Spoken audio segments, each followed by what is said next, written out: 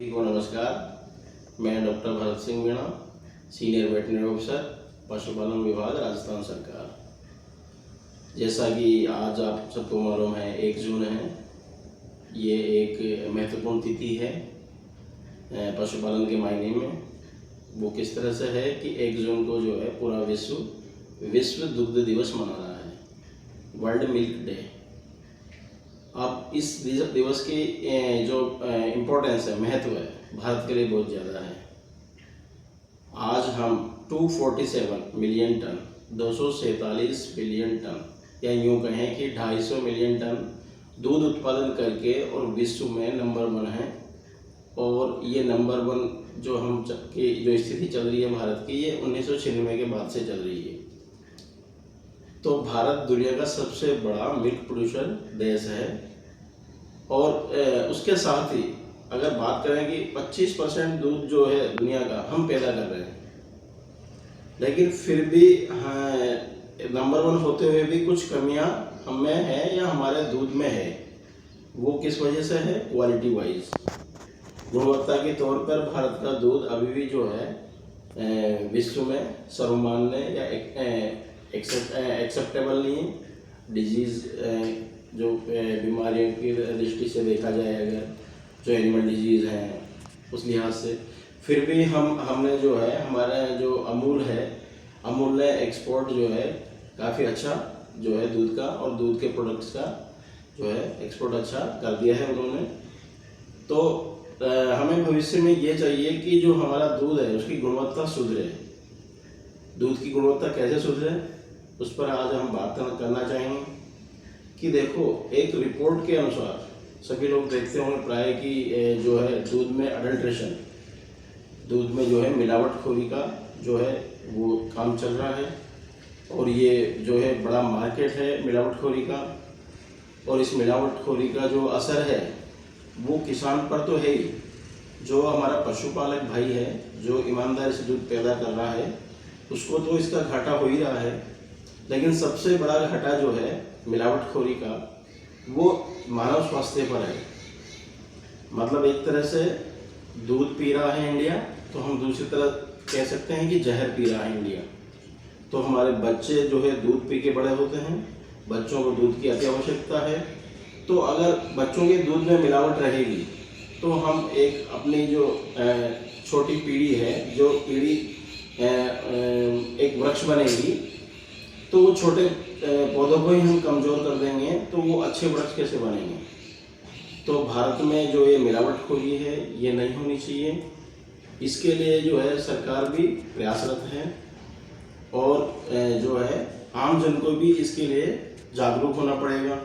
मैं पशुपालक के स्तर पर बात करूं, पशु स्तर पर बात करूं, तो जो दूध की गुणवत्ता है, देखो पिछले थोड़ा सा हम ब्रीफ में जाना चाहेंगे कि जो दूध क्रांति है वहाँ भारत में उसकी शुरुआत हुई है 70 के दशक में।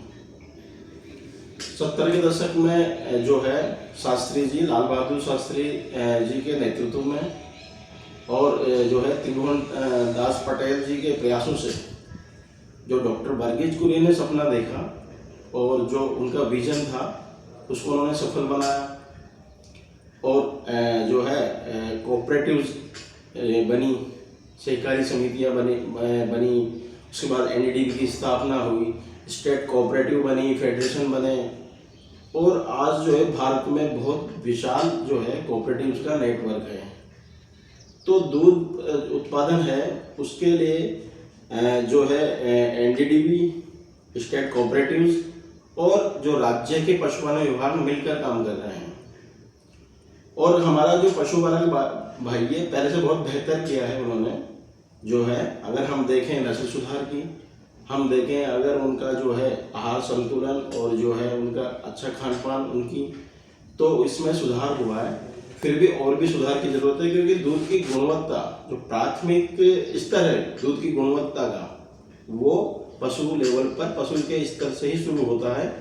और वो अगर हम पशु अच्छी नस्ल का रहेगा और उसको अच्छा खिलाएंगे, संतुलित खिलाएंगे और क्वालिटी एक गुणवत्तापूर्ण अगर उसको चारा बाटा खिलाएंगे, तो दूध की गुणवत्ता भी अच्छी बनेगी। यहीं से गुणवत्ता की शुरुआत हो जाती है। आगे जो गुणवत्ता बनाए रखने का जो सिस्टम है, जो ट्रांसपोर्ट चेन है, सप्लाई चेन है, वो जो है पशुपालक स्तर पर जो है मतलब पशुपालक स्तर से आगे की चीज़ें हैं। सरकार उस पर भी जो है रूल रेगुलेशन मैंडेटरी हैं, लेकिन पशुपालक भाई को चाहिए कि वो उसके स्तर पर किस तरह से दूध की गुणवत्ता को अच्छा बना सकता है। तो अच्छा खिलाएं उसको, चारा अच्छा खिलाएं, बाटा अच्छा खिलाएं, उसको फफूंद वाली चीज़ें ना खिलाएं पशु को, क्योंकि फफूंद वाली चीज़ें जाने से एफ्लाटॉक्सिन उसकी बॉडी में जाते हैं, और एफ्लाटॉक्सिन जो है वो दूध में भी रिस्क कराते हैं। और एफ्लाटॉक्सिन आप सब जानते हो कि जो एफ्लाटॉक्सिन एम है, मिल्क में जो सीक्रेट होता है, तो वो कार्सिनोजन भी है, कैंसर कारक जो है सब्सटेंस जो है। तो अगर हम एफ्लाटॉक्सिन पर कंट्रोल करेंगे तो जो है हमारे दूध की गुणवत्ता भी बढ़ेगी। तो अच्छा खिलाएं, संतुलित खिलाएं। संतुलित खिलाने से लाभ यह होगा कि संतुलित मात्रा में खिलाने से हमारा एक तो जो है खर्चा घटता है, पशुपालक का जो कॉस्ट ऑफ फीडिंग है वो कम होता है, और उत्पादन सुधरता है। तो अगर कम खर्चे में अच्छा अधिक उत्पादन मिले तो अच्छी बात है। तो पशुपालक भाई को चाहिए कि वो तकनीकी विशेषज्ञों की मदद से और अपने डेयरी फार्म पर ये प्रैक्टिसेस लागू करें। क्लीन मिल्क प्रोडक्शन, हाइजीन का ध्यान रखें, ठीक है ना, राशन बैलेंसिंग, नस्ल सुधार जो है एआई के जरिए।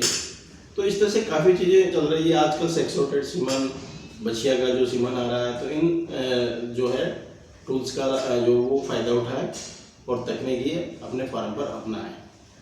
तो आज विश्व दुग्ध दिवस पर मैं इतना ही कहना चाहूँगा कि हम भारत के भविष्य को अच्छा बनाएं और अच्छा गुणवत्तापूर्ण दूध जो है हम अपने देश में पैदा करें। जय हिंद, जय भारत।